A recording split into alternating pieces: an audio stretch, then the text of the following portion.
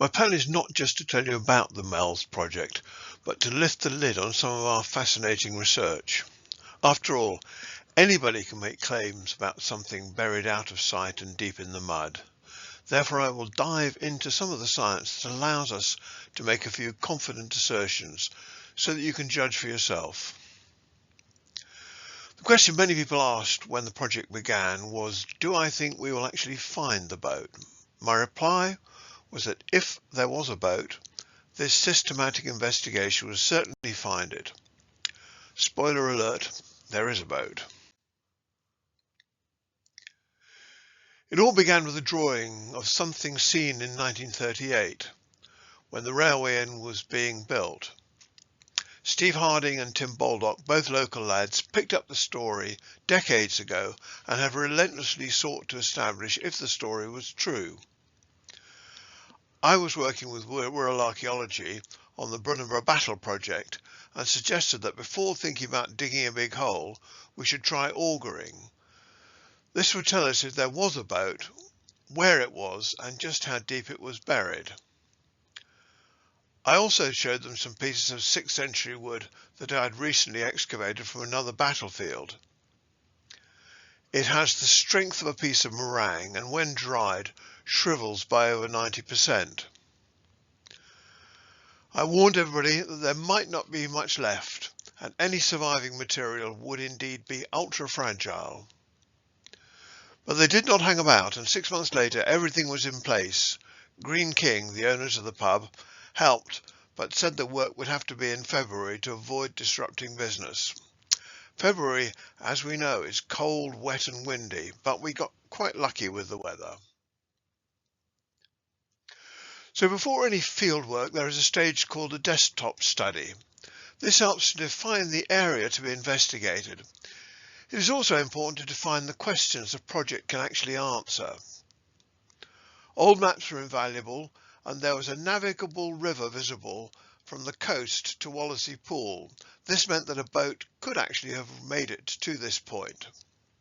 But it was near the coast, so we would have to check that this was not a harbour or an outlet to the sea. Measuring the shape of the cellar from the architect's plans allowed us to estimate where the boat was during the building work.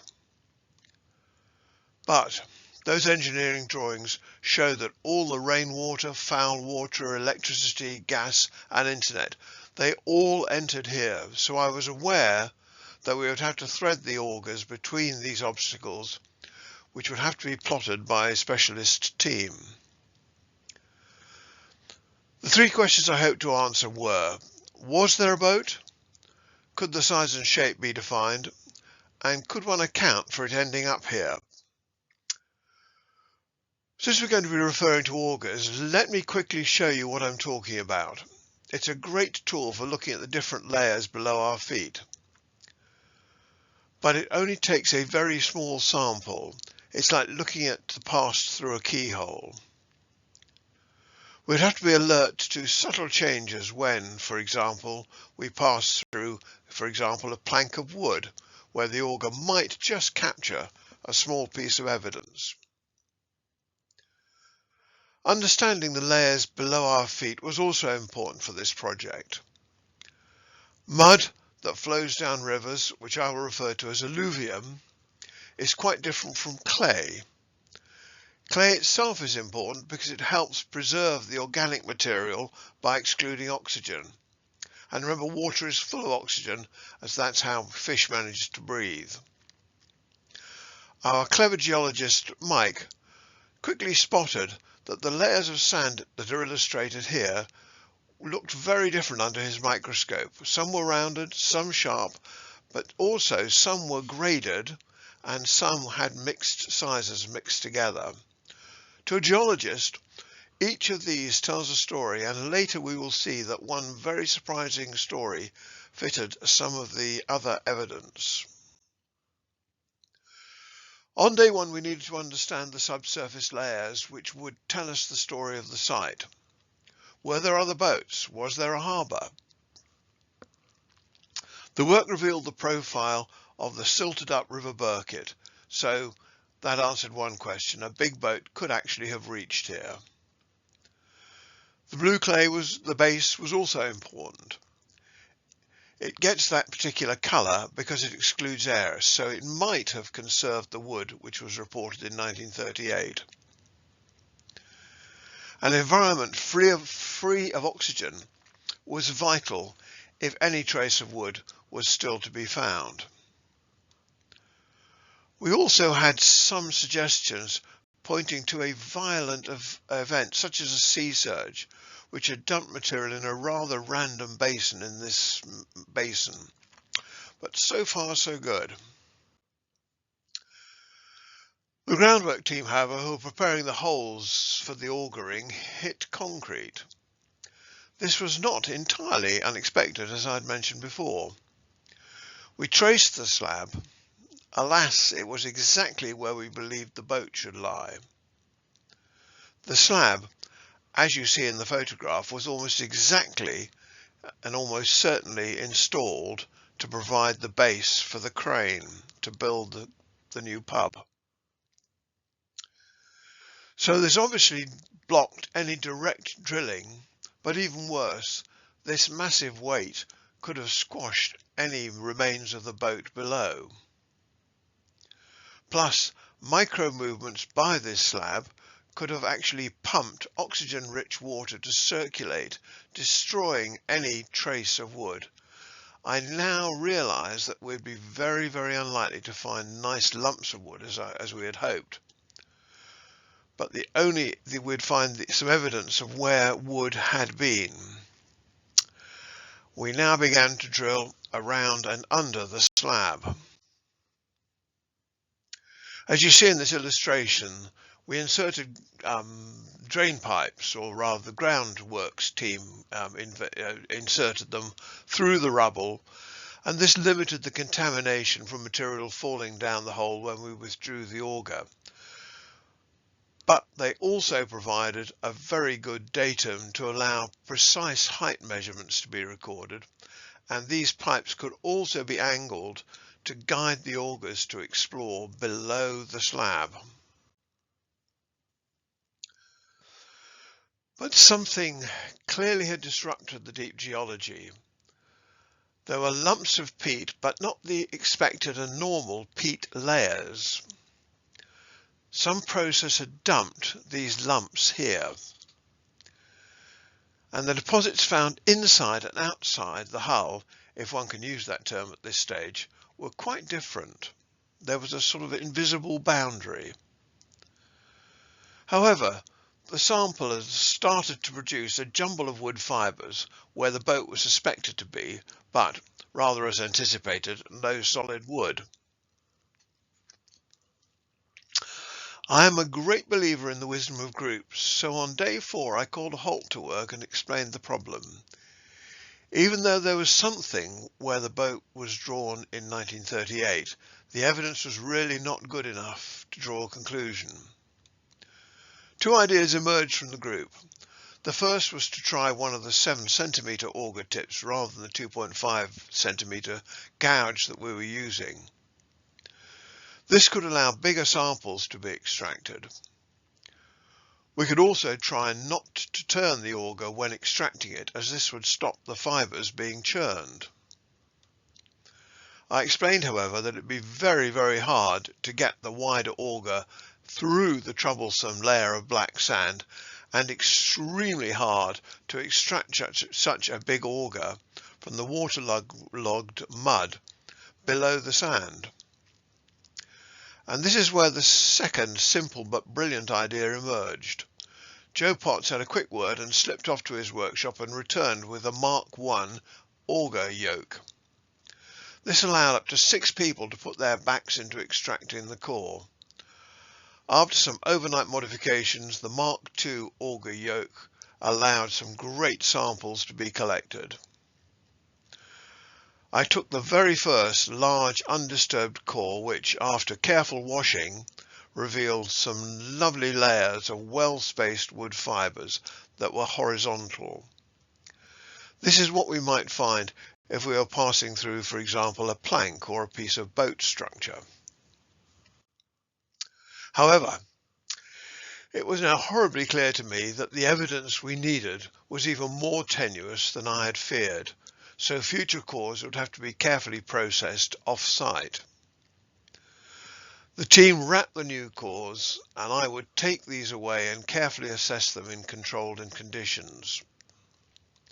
Back home, my first experiments with the gentle spray were all too aggressive.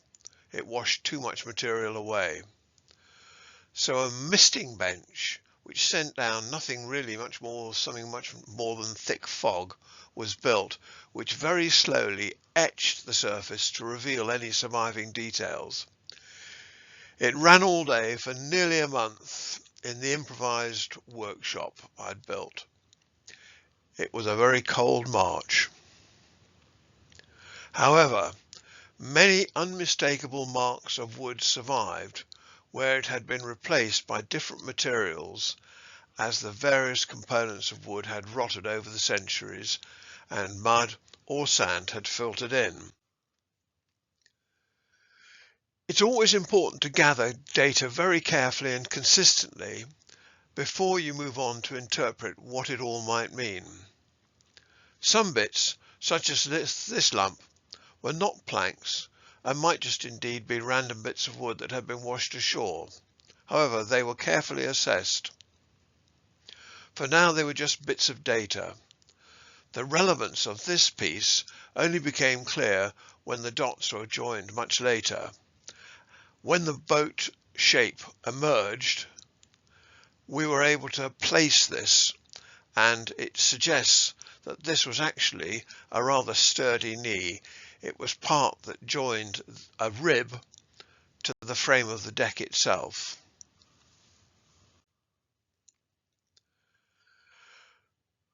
Flat planks of wood were different from the random fragments of wood found, but you need what I might call the eye of the archaeologist to actually recognize the relevance of the thin gaps that emerged in some of the samples.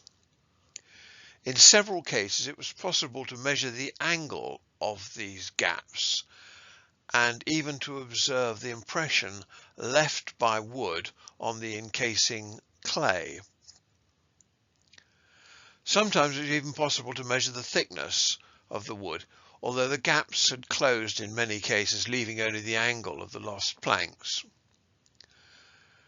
The evidence was so fragile, and even with gentle mist of water, the sand or silt filling the gap where the wood had once been and had rotted away was ever so quickly washed away. But now for a little bit of plotting. We had the data. With the accumulated records and notes, these were all plotted on A3 size graph paper. Once the individual auger holes had been plotted, the time arrived to join these evidential dots. Would the dots from the auger on one sheet of paper line up with those on the others? The planks, as I've started to call them, were indeed traced and plotted. When the data from the different cores was lined up, it made all those cold, wet days worthwhile. What emerged looked very much like the side of a clinker-constructed boat. This is very much what the original sketch from 1938 had suggested.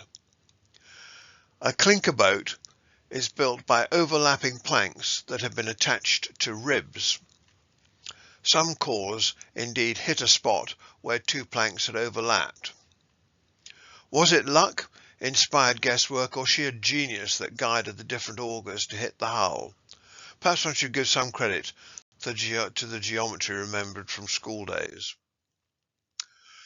One is always looking then for ways to test any emerging conclusion. Several iron stains, pieces of iron or concreted iron, emerged and were noted in the various core records. With the boat now outlined, I plotted the metal fragments or metal markings and got a very good match with the projected hull shape. Next, Looking back at the cores that should have penetrated what we might now call the hull, 2 sealed samples were selected and both contained evidence of iron. Iron is much more durable than wood, and it helped confirm the finding of the shape of the hull. Interestingly, the Sutton Hoo boat was entirely defined by its iron rivets. But now to wind back the clock to a stage before the shape of the boat had been plotted. We were under some time pressure to spend the carbon dating budget. A small team came to Nottingham University and Steve's laboratory. Samples were carefully washed and screened to extract organic matter. Because we did not know if any of the bits of wood belonged to the boat at that stage, the sampling strategy devised was to date some pieces from just above and some from just below where we thought the boat might lie. That should, in theory, give a date range into which the boat would fit, and hope, perhaps, that one bit of wood would actually be from the boat itself. It was a great theory, but the boat had another surprise to spring. Just a few bits of explanation about carbon-14 dating techniques. An accurate assessment of the amount of C14 isotope is expensive but relatively straightforward. But turning that into a date is a bit more complex. Climate change and solar activity over the millennia cause the balance of CO2 in the atmosphere to vary, producing wobbly calibration curves. These have actually been created by starting with modern trees and matching overlapping tree rings back through 1,000 generations to measure the actual amount of C14 for each year. The top sample in this illustration gives a nice, clear, precise date, but the lower one, however, gives a much wider range. So this has to be taken into account when assessing carbon-14 dates.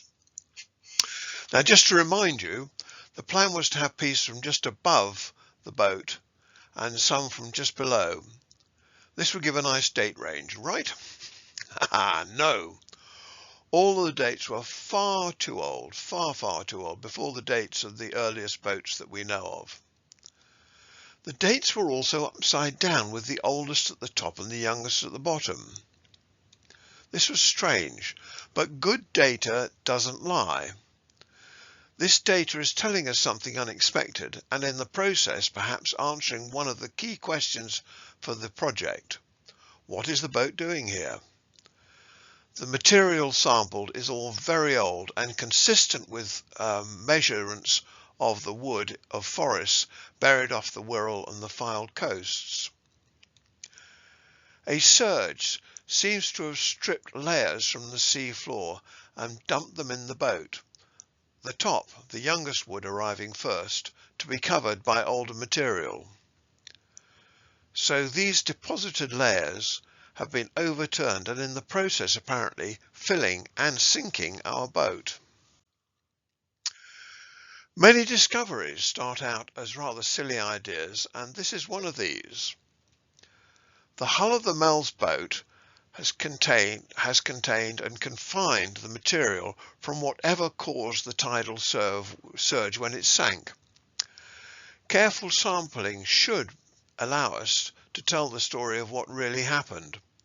Interestingly, one study on the nearby Anglesey have come up with a date of 1014 for a tsunami hitting this coast. This remarkable event is also recorded in various ancient chronicles. So the interpretation is that our boat was not abandoned here. Wood from boats was valuable and normally repurposed, as can be seen from many ancient buildings that used old ships' timbers. The dating evidence suggests actually that the boat was swamped by a surge from the sea and buried here. The side that was accessible for our research was more exposed and had actually rotted away. The surge might even have knocked the top planks off. We even found some evidence that the upper planks were used to make a walkway beside the reconfigured Burkitt after this surge. It was only the keel that sank on the anaerobic blue clay that might have actually survived with some solid wood. Before moving on, we should quickly look at another bit of science. The acidity at some depths is about the acidity you find in a cup of tea or coffee. For comparison, Coke or lemon juice have a pH round about 3. The levels here were many times what we'd expect on a normal archaeological site, but sadly these tests are all consistent with the state of preservation, or rather the state of decay that we found with depth. The acidity would have eaten away the surviving wood, not just the oxygen. It really was a great environment for destruction of organic material.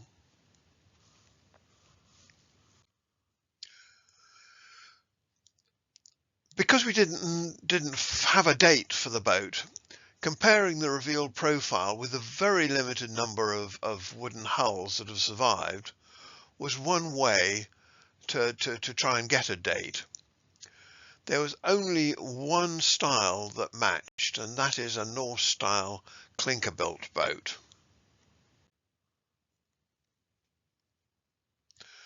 So to start to wrap it up and bring it all together, there is still more material to be analysed and plotted, but a confident picture has already emerged. The boat was swamped and pressed onto the clay base of the riverbed, where it has probably preserved some of the keel material that was observed in 1938. The rest of the fabric, the upper fabric, has rotted away, but evidence of the wood, where the wood had been, has been preserved with traces of sand or other material filling the voids.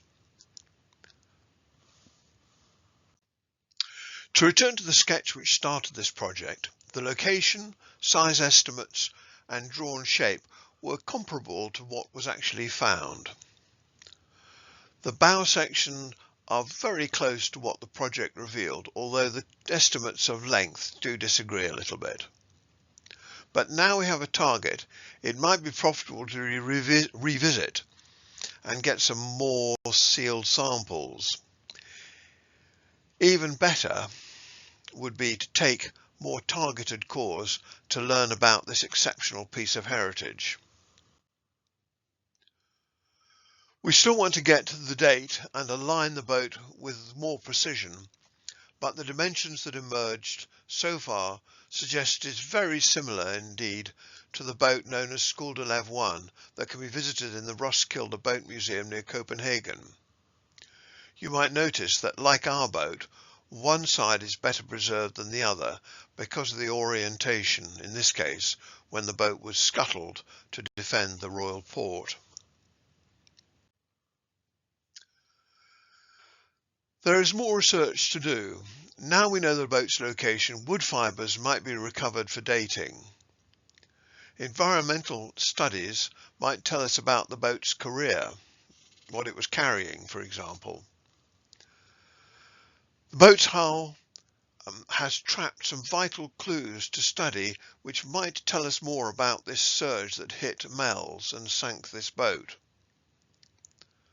Further work can also help refine the shape of the hull, making it perhaps possible in the future to construct a replica or a nice model.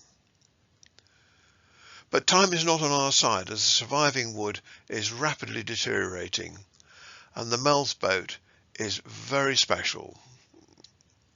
I do hope you've enjoyed this, and thank you for your attention.